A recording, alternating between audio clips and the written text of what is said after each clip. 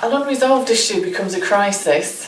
For example, at a very basic level, if at home you have a tap that drips in the sink and you ignore it, the washer might go and then you've got a tap that you can't switch off.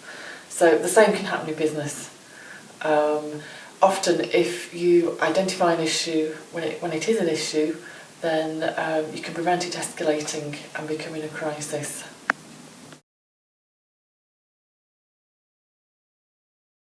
The impact of an issue or a crisis is that if you don't deal with it, if you don't communicate, and as well as dealing with the incident with your incident management team, the public will get, and your stakeholders and your customers can easily get the wrong impression. You can lose credibility, your reputation can take a lot of damage, with the consequence that people stop buying from you and your sales go down.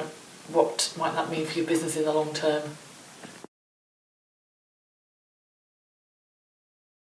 Communication is important during a crisis because people will come to you and expect answers. They'll think you're hiding something if you refuse to talk to them or offer them information.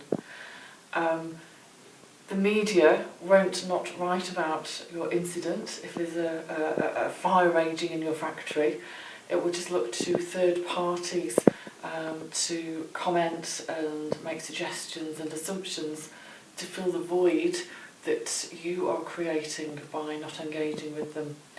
If you become the trusted source for information, then people will only look to you, and there is likely to be far less damage to your reputation and your sales thereafter.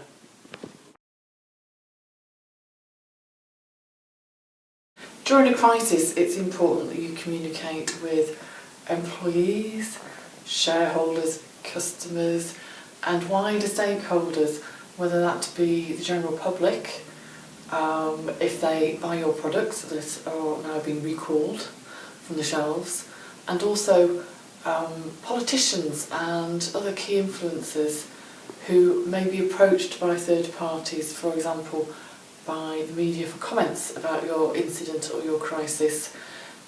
If you've already communicated with your MP or minister involved with your sector to inform them about the current position, then at the very least they can give media interviews with some information based on facts.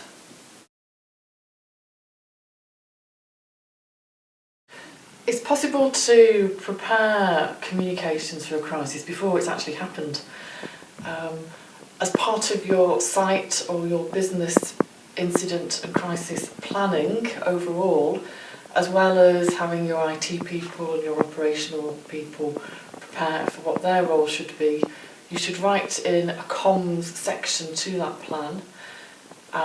You can prepare statements for likely scenarios that may happen, which may in fact not say a lot at the outset because of course you won't know a lot, but a most important thing during a crisis is in the very early stages to be seen to be communicating and talking and wanting to share information with the wider public, with the media and your stakeholders.